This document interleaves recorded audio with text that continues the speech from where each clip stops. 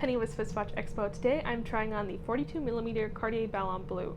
This watch is an automatic winding watch with a date, so it's got a lot of functionality in it. And I think that the Cartier Ballon Bleu line is a great choice for ladies who want a larger watch that won't dominate the wrist. The way that the case is constructed with how it kind of blends almost seamlessly into the actual bracelet of the watch means that it doesn't have a lot of overhang, even on a thinner wrist.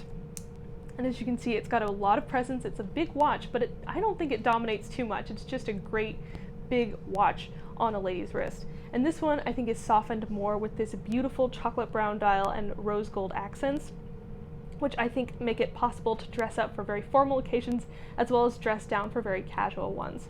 I think this watch would pair beautifully with rose gold jewelry and brown leather accessories, and I just think overall this watch is a great choice for a lady who wants a larger watch on the wrists that has a lot of very kind of softer elements to it.